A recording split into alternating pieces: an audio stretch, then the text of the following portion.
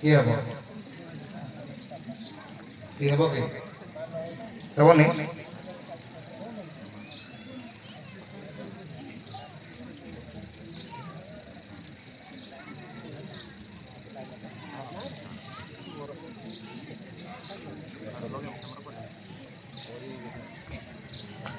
ପ୍ରସଙ୍ଗ ମା ପରି କିଏ ହେବ ଆଉ ନିଶ୍ଚିତ ଭାବରେ କେତେ ଦୂର ଆଜିର ଦିନ ପାଇଁ ଯୁକ୍ତିଯୁକ୍ତ ଚେଷ୍ଟା କରିବା ସେ ଯାହା ବି ହଉ ଆମମାନଙ୍କୁ ମହିଳା ସମିତିର ଗୋଟିଏ ପ୍ରସଙ୍ଗ ଯାହା ଆମଙ୍କର ପାଠ ତାଲିକାରେ ରହିଛି ଆଉ ସେଥିମଧ୍ୟରୁ ଗୋଟିଏ ପ୍ରସଙ୍ଗ ଆମମାନଙ୍କର ନିଆଯାଇଛି ଆମମାନେ ପାଠ କରିଛୁ ହିତୋପଦେଶ କେତେ 31 ଅଧ୍ୟାୟ 17 ପଦରୁ 29 ପଦ ପର୍ଯ୍ୟନ୍ତ ନିଶ୍ଚିତ ଭାବରେ ମା ଗୋଟେ ଏମିତି ଜିନିଷ ପୃଥିବୀର ସମସ୍ତ ଡାକ ଠାରୁ ମା ଡାକ ଅନନ୍ୟ ଅଟେ ମା ଡାକ ଏକ ମଧୁର ଅଟେ ମା ଡାକ ଏକ ଭିନ୍ନ ସ୍ୱାଦ ଆମମାନଙ୍କ ଜୀବନରେ ଆଣି ଦେଇଥାଏ ଏଣୁକରି ଏହି ମା ଏମିତି ଗୋଟେ ମା ହେବା ଆବଶ୍ୟକ ଯାହାକି ପରମେଶ୍ୱର ପ୍ରଶଂସା କରିବେ ଏମିତି ଗୋଟେ ମା ହେବା ଆବଶ୍ୟକ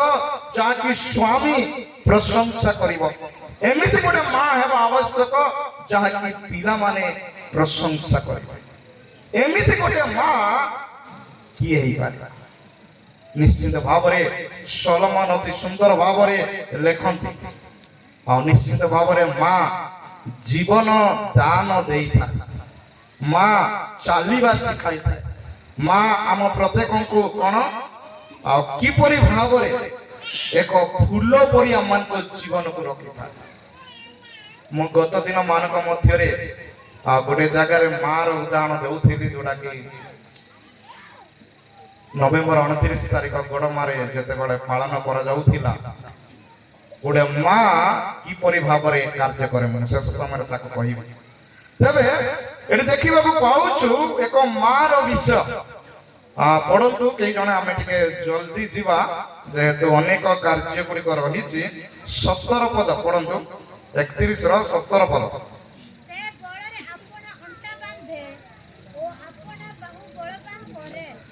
ଜଣେ ଈଶ୍ୱରୀୟ ମାତା ଶକ୍ତିଶାଳୀ ହେବା ଆବଶ୍ୟକ ତାର ଚରିତ୍ର ଶକ୍ତିଯୁକ୍ତ ରହିବା ଦରକାର ଏଣୁକରି ମା ବଳବାନ ହେବା ଦରକାର ଶକ୍ତିରେ ନିଜକୁ ବାନ୍ଧିଥାଏ ନିଜ ବାହୁକୁ ଶକ୍ତିଶାଳୀ କରିଥାଏ ଏଣୁ ପ୍ରିୟ ପ୍ରଭୁଙ୍କ ଲୋକମାନେ ଏଠି କୁହାଯାଉଛି ତାଙ୍କରି ଶକ୍ତି ଏହି ବାହ୍ୟ ଶକ୍ତି ନୁହେଁ ତାଙ୍କରି ଶକ୍ତି ହେଉଛି ଆତ୍ମିକ ଶକ୍ତିରେ ସେ ପୂର୍ଣ୍ଣ ହେଇଥାଏ ତାଙ୍କରି ଶକ୍ତି ପ୍ରତିଦିନ ପିଲାମାନଙ୍କ ପାଇଁ ପ୍ରାର୍ଥନା କରିଥାଏ ତାଙ୍କରି ଶକ୍ତି ପ୍ରତିଦିନ ସ୍ୱାମୀଙ୍କ ପାଇଁ ପ୍ରାର୍ଥନା କରିଥାଏ ତାଙ୍କରି ଶକ୍ତି ପ୍ରତିଦିନ ପରିବାର ପାଇଁ ପ୍ରାର୍ଥନା କରିଥାଏ ଏକ ଆତ୍ମିକ ଭାବରେ ପରମେଶ୍ୱରଙ୍କ ନିକଟରେ ଯୁଦ୍ଧ ଲଢ଼ିଥାଏ ଏହା ହେଉଛି ସେଇ ମା ଯିଏକି ପ୍ରଭୁଙ୍କ ପାଇଁ ଆତ୍ମିକ ଭାବରେ କାର୍ଯ୍ୟ କରେ ପ୍ରିୟମାନେ ଏଠି ଦେଖିବାକୁ ପାଉଛୁ ସେ କେବେ ବି ହାରି ନଥାଏ ସେ କେବେ ବି ହାରି ନଥାଏ ଆଉ ସବୁବେଳେ ସେ ପରିବାର ପାଇଁ ନିଷ୍ଠାର ସହିତ କାର୍ଯ୍ୟ କରିଥାଏ ଏଣୁକରି ମା ମାନଙ୍କୁ ପରମେଶ୍ୱରଙ୍କ ଠାରୁ ଶକ୍ତି ପାଇବାକୁ ଉତ୍ସାହିତ କରିବା ଆବଶ୍ୟକ ଏଣୁ ଜିସାୟ ପୁସ୍ତକ ଯଦି 40 ପର୍ବ 31 ପଦରେ ଦେଖିବା ସେଠି ପରମେଶ୍ୱରଙ୍କର ଶକ୍ତି ବିଷୟ ଲେଖାଯାଏ ପଢନ୍ତୁ ଜିସାୟ 40:31 ପଦ ମାତ୍ର ଯେଉଁମାନେ ପରମେଶ୍ୱରଙ୍କର ଅପେକ୍ଷା କରନ୍ତି ସେମାନେ ନୂଆ ନୂଆ ବଳ ପାଇବେ ସେମାନେ ଉତ୍କୃଷ୍ଟ ପକ୍ଷୀ ପରି ଉପରକୁ ଉଠିବେ ମାତ୍ର ସେମାନେ କ୍ଳାନ୍ତ ନ ହୋଇ ଦୌଡ଼ିବେ ସେମାନେ ଶାନ୍ତ ନ ହୋଇ ଗମନ କରିବେ ଦେଖୁଛୁ ପରମେଶ୍ୱରଙ୍କୁ ଯେଉଁମାନେ ଅପେକ୍ଷା କରନ୍ତି ଏମିତି ଗୋଟେ ମା ଯେଉଁ ମା ପରମେଶ୍ୱରଙ୍କର ଅପେକ୍ଷା କରେ ପ୍ରିୟମାନେ ବର୍ତ୍ତମାନର ଆତ୍ମିକ ଭାବାନୁସାରେ ଯଦି ଆମମାନେ ଦେଖିବା ମା ହଉଛି ଗୋଟେ ମଣ୍ଡଳୀ जो मंडली बलवान हुए, जो मंडली शक्तिशाली हुए, जो मंडली परमेश्वर इच्छा अनुसार कार्य करे बड़ अपेक्षा करे जदि बलवान है तेरे से शक्तिशाली है। कौन सी शैतानिक शक्ति मंडली को दोहलाई पारिब नाई, कारण मंडली परमेश्वरंकर बड़ पाइबा को अपेक्षा करिथाय। एमिति मंडली किए ही पारिबा, एमिति मंडली किए ही पारिबो जे कि शक्तिशाली हेबो, बଳରେ अंटा बांधुथिबो, एमिति मंडली हेबा आवश्यक। शैतान जेते कौशल आसु, जेते असुविधा आसु, जेते परीक्षा आसु, जेते प्रलोभन आसु, विश्वास रे दृढ़ भाव रे ठिया हेबा आवश्यक। एनु एमिति मंडली आम्भ मानक मध्य रे हेबा एक नितांत आवश्यक। एनु कुहा गला मां परी किए हेबो, गोटे मंडली एमिति हेबा दरकार, एक शक्तियुक्त मंडली हेबा आवश्यक। द्वितीय विश्व आमने देखा पाउछु जहाँ लिखा जाए 18 एवं 19 पद। आपण व्यापार जे लाभजनक एहा से बुझे, पुणी रात्रि काल रे ताहार प्रदीप लिभि जाए नाही। 19 से चरखा को हाथ बढ़ाए, पुणी ताहार हस्त ताकुड़ी धरे। जने ईश्वरीय माता ज्ञानर सहित परिचालना करे, ज्ञानर सहित परिचालना करे। प्रिय प्रभु लोक माने जो मंडली प्रभु ठारे थिबो तार प्रत्येक परिचालना ज्ञानर सहित हेबो, परमेश्वर सहित, शैतान सहित, समाज सहित, अन्य लोक मान सहित, सब किछि रे ज्ञानर सहित से कार्य करिबो। एनु विशेष भाव रे गुडे मां मध्य ता परिवार को ज्ञानर सहित परिचालना कर। एटी देखिलु आपना व्यापार रे जे लाभजनक एहा से बुझे, जने मां व्यापार रे केमिति लाभ है, परिवार रो केपरि मंगल है, एई समस्त विषय से चिंता करिता। लेखा जाउची रात्रि काल रे ताहार प्रदीप लिभि जाय ना, से सब बेले ता प्रदीप को जळै थाए। एणु करी प्रिय प्रभुंक लोक माने जो माने परमेश्वर को अपेक्षा करंती से मानकर प्रदीप जळी रहिबा आवश्यक। से दिन सुबुद्धि कन्या माने जेते बेले परमेश्वर को अपेक्षा बा बरंग अपेक्षा रे जाउछंती, से मान को प्रदीप लिभिबा को देउना, से मान को पाखरे तेल अछि, प्रदीप लिभि जाऊ नाई। आज मंडली मानक मध्य रे तैल रहिबा आवश्यक, जदि तैल नाही मंडली प्रदीप लिभि जाऊ।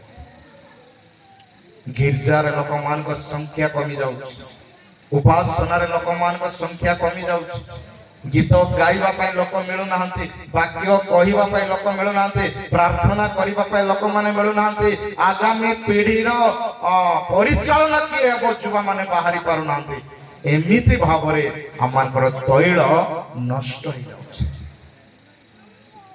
एनो करी विशेष भाव रे की परि भाव रे माने मंडली को माने गठन करिबा। एमिति गुटे मंडली गुटे मां रो कार्य करिबा आवश्यक अटे। एनु करी विशेष करी से माने होउछंती उत्कृष्ट प्रशासक, गुटे गृहर गुटे भलो प्रशासक। एनु विशेष भाव रे से मानकर प्रत्येक कार्य को सम्मान देबा आवश्यक। गुटे मां घरर प्रत्येक कार्य करिता, लाभ पाई चेष्टा करिता, समस्त विषय चिंता करिता। एनु करी से एक भलो बिजनेसमैन मध्ये होइता। एनु करी विशेष भाव रे तृतीय विषय माने देखु 20 पद कोन अछि, से दुखी लोक मानको प्रति मुक्त हस्त हुए और दरिद्र मानको प्रति अपन हाथ बढ़ाए। जने ईश्वरीय माता दयालु एवं उदार मनोभाव विशिष्ट रहिबा।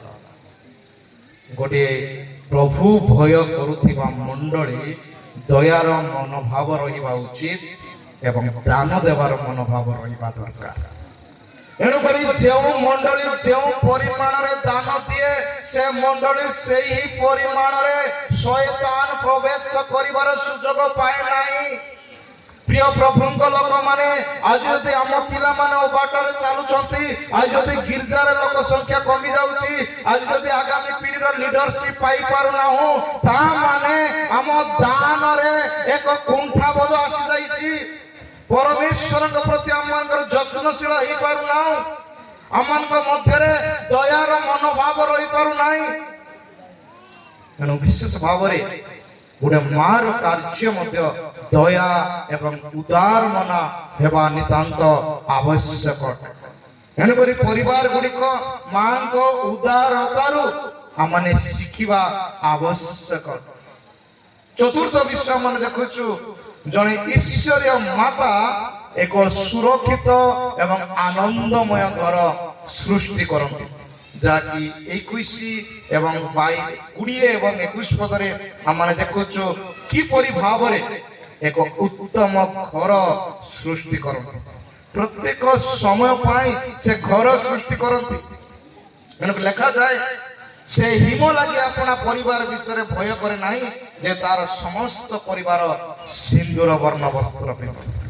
ଗୋଟେ ମା ପ୍ରତ୍ୟେକ ପରିବାର ସମସ୍ତଙ୍କୁ ଉତ୍ତମ ବସ୍ତ୍ର ପ୍ରଦାନ କରେ, ପ୍ରାର୍ଥନା କରିବାର ମନ ଦିଏ, ଗିର୍ଜା ଯିବାର ମନ ଦିଏ, ପ୍ରଭୁଙ୍କୁ ଭୟ କରିବାର ମନ ଦିଏ, ଗିର୍ଜା ଯିବା ପାଇଁ ଉତ୍ସାହିତ କରେ। ଏଣୁକରି ବିଶେଷ ଭାବରେ ଏହିପରି ମା ଆମ୍ଭେମାନେ ହେବା ଆବଶ୍ୟକ। ଏଣୁ ଯେପରି ଆମମାନଙ୍କର ଶବ୍ଦ, ପ୍ରତ୍ୟେକ ଶବ୍ଦ ଲୋକମାନଙ୍କ ଜୀବନରେ ଏକ ଉତ୍ସାହ ଉଦ୍ଦୀପନା ଆଣିଦିଏ। ଏଣୁକରି ଜଣେ ଈଶ୍ୱରୀୟ ମାତା ସେ ସବୁବେଳେ ବିଶ୍ୱସ୍ତ ରହିବା ଆବଶ୍ୟକ, ବିଶ୍ୱସ୍ତ ରହିବା ଆବଶ୍ୟକ। ଗୋଟିଏ ପ୍ରଭୁ ଭୟ ମଣ୍ଡଳୀ ମଧ୍ୟ ପରମେଶ୍ୱରଙ୍କ ନିକଟରେ ପ୍ରତ୍ୟେକ କାର୍ଯ୍ୟରେ, ସେବା ଉପାସନାରେ, ପ୍ରାର୍ଥନା କରିବାରେ, ସୁସମାଚାର ପ୍ରଚାର କରିବାରେ, ସବୁ କ୍ଷେତ୍ରରେ ବିଶ୍ୱସ୍ତ ମଣ୍ଡଳୀ ହେବା ଆବଶ୍ୟକ। ପରମେଶ୍ୱର ବିଶ୍ୱସ୍ତ ମଣ୍ଡଳୀକୁ ଚାହାନ୍ତି, ପରମେଶ୍ୱର ବିଶ୍ୱସ୍ତ ଲୋକମାନଙ୍କୁ ଚାହାନ୍ତି। ଗୋଟିଏ ପରିବାର ମଧ୍ୟ ଜଣେ ବିଶ୍ୱସ୍ତ ମାତାକୁ ଚାହେଁ, ଯେଉଁ ମାତା ପ୍ରତ୍ୟେକ କାର୍ଯ୍ୟକୁ ସେ କରିବ, ଯେତେ ସମସ୍ୟା ଥିଲେ ମଧ୍ୟ କାର୍ଯ୍ୟ କରିବ। ଗୋଟେ ମା ଏମିତି ଜିନିଷ, ବର୍ଷ ସାରା କାର୍ଯ୍ୟ କରିଥାଏ, ବର୍ଷ ସାରା ପରିବାର ମଙ୍ଗଳ ଚେଷ୍ଟା କରେ, ବର୍ଷ ସାରା ସମସ୍ତ ଦାୟିତ୍ୱ ବହନ କରେ। ସେ କେବେ ବି ଛୁଟି ନିଏ ନାହିଁ। ଏମିତି ଗୋଟେ ଚାକିରି ସେ କେବେ ଛୁଟି ନିଏ ନାହିଁ। ତାର ଦେହ ଖରାପ ହେଲେ ମଧ୍ୟ ସେ କାମ କରିଥାଏ। ତେଣୁକରି ସେ ଏହିପରି, ଯେହେତୁ ସେ ଜଣେ ପିଲାକୁ 9 ମାସ ଗର୍ଭରେ ଧାରଣ କରେ, 3 ବର୍ଷ କାଖରେ ଧାରଣ କରେ ଏବଂ ଜୀବନର ଶେଷ ପର୍ଯ୍ୟନ୍ତ ହୃଦୟରେ ଧାରଣ କରିଥାଏ। ଏହା ହେଉଛି ସେହି ମାତା। ଏଣୁକରି ଏହି ମା ଏକ ଭିନ୍ନ ପ୍ରକାର ବିଷୟ ଅଟେ।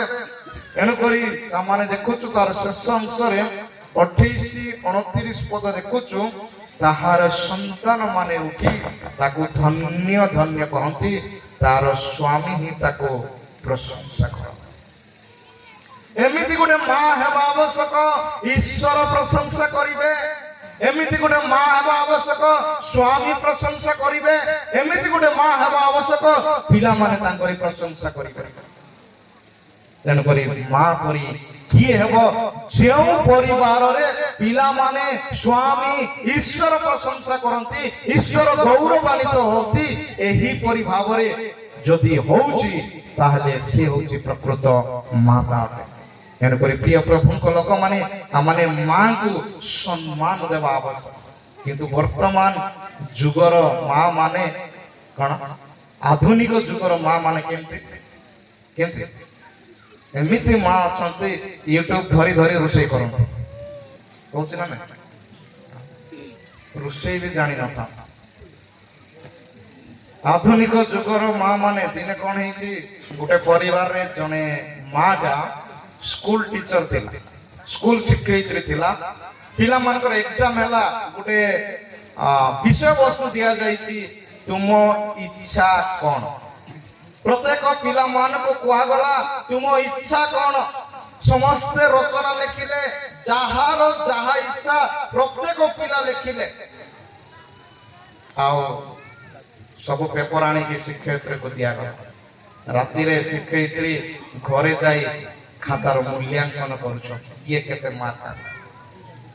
ଦେଖୁଛନ୍ତି ଗୋଟିଏ ପରେ ଗୋଟିଏ ମୂଲ୍ୟାଙ୍କନ ଦେଇ ଦେଇ କିଏ ଡକ୍ଟର, କିଏ ଇଞ୍ଜିନିୟର, କିଏ ଆର୍ମିରେ ଯିବି, କିଏ ମିଲିଟାରୀ ଯିବି, କିଏ ନେଭି ଯିବି, କିଏ ଏୟାରଫୋର୍ସ ଯିବି, କିଏ କଣ ସବୁ ଲେଖିଛନ୍ତି। କିନ୍ତୁ ଗୋଟିଏ କାଗଜରେ ଲେଖା ଯାଇଛି ମୋର ଇଚ୍ଛା ମୁଁ ଟିଭି ହେବାକୁ ଚାହେଁ, ମୋର ଇଚ୍ଛା ମୁଁ ମୋବାଇଲ ହେବାକୁ ଚାହେଁ। ସିଏ କହିଲା ସାଙ୍ଗେ ସାଙ୍ଗେ ତା ସ୍ୱାମୀକୁ ଡାକି କହିଲା ହଇ ହେ ଦେଖୁଛ ଆସ ଆସ ଏଇଠି ଗୋଟେ କଣ ଲେଖା ହେଇଛି। କଣ ନା ଏଠି ଲେଖା ହେଇଛି ମୋର ଇଚ୍ଛା ମୁଁ ଟିଭି ହେବାକୁ ଚାହେଁ, ମୋର ଇଚ୍ଛା ମୁଁ ମୋବାଇଲ ହେବାକୁ ଚାହେଁ। এটা କିଏ ଲେଖିଛି ଜାଣିଛ? এটা ଆମ ପୁଅ ଲେଖିଛି। ତା ମାନେ କହିବାର ଉଦ୍ଦେଶ୍ୟ ସେଇ ଘରେ ପିଲାକୁ ସ୍ନେହ କରାଯାଉ ନାହିଁ, ସେଇ ଘରେ ବାପା ମା ଟିଭି ପାଖରେ ରହୁଛନ୍ତି ନହେଲେ ମୋବାଇଲ ପାଖରେ ରହୁଛନ୍ତି, ପିଲା ପାଖରେ ରହୁନା। ଯଦି ଟିଭି କି ମୋବାଇଲ ହେବି ତା ମାନେ ମୁଁ ତାଙ୍କ ପାଖରେ ରହିବି। ଆଜି ଯୁଗର ଆଧୁନିକ ମା ମାନେ ଏଇପରି। ତେଣୁକରି ମୋବାଇଲ ଆମମାନଙ୍କର ସମ୍ପର୍କକୁ ଛିନ୍ନ ଭିନ୍ନ କରିଦିଏ। ଟିଭି ଅନେକ ପରିବାରରେ ଅଶାନ୍ତି କରିଦିଏ, ଅନେକ ପରିବାର ଗଣ୍ଡଗୋଳ କରିଦିଏ, ଅନେକ ପରିବାର ଖାଦ୍ୟ ବି ପୋଡେଇ ଦେଇଛି। ହେଇଛି ନା ନା? ବିଭିନ୍ନ ବିଷୟ ମାନେ ଦେଖିବାକୁ ପାଉଛୁ। ତେଣୁକରି ସୁନାପଦରେ ଗୋଟେ ସୁନ୍ଦର ବିଷୟ ଦେଖିଥିଲୁ। କଣ ଅଛି? ଜିସାୟ ପୁସ୍ତକ ଯେପରି ଜଣକୁ ତାହାଙ୍କର ମାତା ସାନ୍ତ୍ୱନା କରେ ସେହିପରି ଆମେ ତୁମମାନଙ୍କୁ ସାନ୍ତ୍ୱନା କରିବା। ପୁଅ ତୁମ୍ଭେମାନେ ଜେରୁସାଲେମରେ ସାନ୍ତ୍ୱନା ପାଇବ। ଯେପରି ଜଣକୁ ତା ମାତା ସାନ୍ତ୍ୱନା ଦିଏ, ଗୋଟେ ଛୁଆ ଯଦି ପଡିଯାଏ ମା ତାକୁ ସାନ୍ତ୍ୱନା ଦେଇଥାଏ। ଏଣୁକରି ଲେଖା ଯାଉଛି ଯେପରି ଜଣକୁ ତା ମାତା ସାନ୍ତ୍ୱନା ଦିଏ ସେପରି ଆମ୍ଭେ ତୁମକୁ ସାନ୍ତ୍ୱନା ଦେବା ଆଉ ତୁମେ ଜେରୁସାଲେମରେ ସାନ୍ତ୍ୱନା ପାଇବ। ପ୍ରିୟ ପ୍ରଭୁଙ୍କ ଲୋକମାନେ, ମାର ପ୍ରେମ ଏହି ପ୍ରକାର ଯେ ଏହି ଜଗତକୁ ଦେଇଥିବା ସବୁଠାରୁ ଭଲ ଉପହାର ମଧ୍ୟରୁ ଗୋଟିଏ ହଉଛି ମାଙ୍କ ପ୍ରେମ। ପିଲା ଯେତେ ଖରାପ ଥାଉ ନା କାହିଁକି, ପିଲା ଯେତେ ଚୋର କରୁଥାଉ ନା କାହିଁକି, ପିଲା ଯେତେ ଦୁଷ୍ଟ ହେଇନଥାଉ ନା କାହିଁକି, ମାଙ୍କ ଆଖିରେ ସେ ସବୁବେଳେ ଭଲ। ମା ଆଖିରେ ସେ ଖରାପ ହେଇପାରିବ ନାହିଁ, କାରଣ ସେ ତାକୁ ଭଲ ପାଏ। ଏକ ନିଃସ୍ୱାର୍ଥପର ଭାବରେ ମା ତାକୁ ଭଲ ପାଇଥାଏ। ଏଣୁକରି ତାଙ୍କ ସ୍ଥାନ କେହି ବି ନେଇ ପାରିବେ ନାହିଁ। ଏଣୁକରି ଭାବରେ ସେ ଏପରି ଭାବରେ ଭଲ ପାଆନ୍ତି, ପ୍ରତ୍ୟେକ ଭୁଲକୁ ସେ କ୍ଷମା କରିଦିଅନ୍ତି, ପ୍ରତ୍ୟେକ ଭୁଲକୁ କ୍ଷମା କରନ୍ତି ଏବଂ ପ୍ରତ୍ୟେକ ବିଷୟ ପାଇଁ ପ୍ରତିଦିନ ଈଶ୍ୱରଙ୍କ ନିକଟରେ ପ୍ରାର୍ଥନା କରନ୍ତି, ଈଶ୍ୱରଙ୍କ ନିକଟରେ ନିଜ ପିଲାମାନଙ୍କ ପାଇଁ କାନ୍ଦନ୍ତି। ଏହି ପ୍ରକାର ମା ହେବା ଆବଶ୍ୟକ, ଏହି ପ୍ରକାର ମା ହେବା ଆବଶ୍ୟକ। କିନ୍ତୁ ଆଜି ପରମେଶ୍ୱର ଆମ୍ଭକୁ ପଚାରିବା ପାଇଁ ଚାହାନ୍ତି ମା ପରି କିଏ ହେବ? ଯେଉଁ ମା ପରମେଶ୍ୱର ଚାହାନ୍ତି, ଯେଉଁ ମାକୁ ପରମେଶ୍ୱର ପ୍ରଶଂସା କରନ୍ତି, ଯେଉଁ ମା ପରମେଶ୍ୱରଙ୍କ ଇଚ୍ଛା ଅନୁସାରେ କାର୍ଯ୍ୟ କରେ, ଯେଉଁ ମା ପରିବାର ପାଇଁ ପ୍ରାର୍ଥନା କରେ, ପରିବାରର ଲାଭ ପାଇଁ ଚିନ୍ତା କରେ, ପରିବାର କିପରି ପ୍ରାର୍ଥନା କରିବେ ଚିନ୍ତା କରେ, ପରିବାର ଯେପରି ଗିର୍ଜା ଯିବେ ଚିନ୍ତା କରେ, ସେହିପରି ମା କିଏ ହେଇପାରିବ? ସେହିପରି ମା କିଏ ହେଇପାରିବ?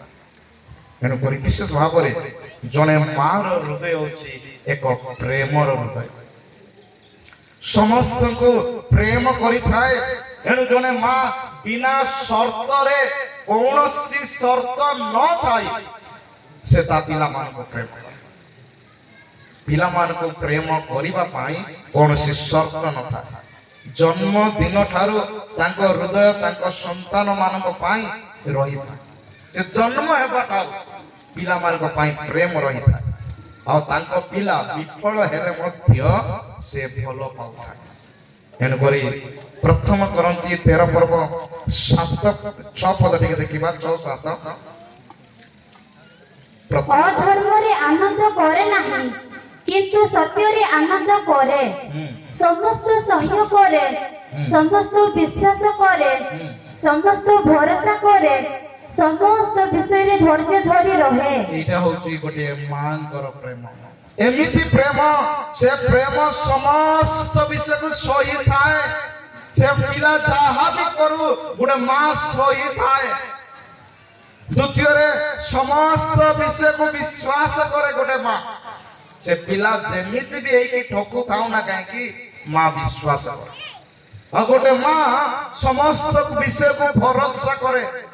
ଗୋଟେ ମା ସମସ୍ତ ବିଷୟରେ ଯାହା କହୁଛି ତାହାକୁ ସେ ମାନିଥାଏ। ଏରା ଗୋଟେ ମାଙ୍କର ବିଷୟ। ଆମେ ଦେଖୁଛୁ ମଶାଙ୍କର ମାତା କିଏ? ମଶାଙ୍କର ମା କିଏ? କିଏ ଜାଣିଛି? ମଶାଙ୍କ ମା ଜକେବର। ଆମେ ଜାଣିଛୁ ମଶାଙ୍କ ମା ଏମିତି ଗୋଟେ ସମୟ ଥିଲା ନିଜ ଜୀବନକୁ ବାଜି ଲଗେଇ, କାହିଁକି ସେହି ସମୟରେ ପ୍ରତ୍ୟେକ ପୁରୁଷ ସନ୍ତାନ ମାନଙ୍କୁ ମାରିଦେବ ଫାରୋ ରାଜାଙ୍କର ଆଦେଶ। କନ୍ୟା ସନ୍ତାନ ହେଲେ ଜୀବିତ ରଖିବ, ପୁରୁଷ ସନ୍ତାନ ହେଲେ ଜନ୍ମ ହେଉ ହେଉ ମାରିଦେବ। ଜକେବର ନିଜ ଜୀବନକୁ ବାଜି ଲଗେଇ ତା ପିଲାକୁ ସେ ଲୁଚେଇକି ରଖୁଛି। 3 ମାସ ପର୍ଯ୍ୟନ୍ତ ଲୁଚାଇ ରଖିଛି। କେତେ ଚେଷ୍ଟା କରିଥିବ, କେତେ ମାନେ କିପରି ଭାବରେ ତା ଜୀବନରେ ଭୟ ଥିବ, ତଥାପି ବି ସେ ତା ସନ୍ତାନକୁ ଲୁଚେଇଛି। ଗୋଟେ ମା ଏହିପରି ଭାବରେ କାର୍ଯ୍ୟ କରିଥାଏ।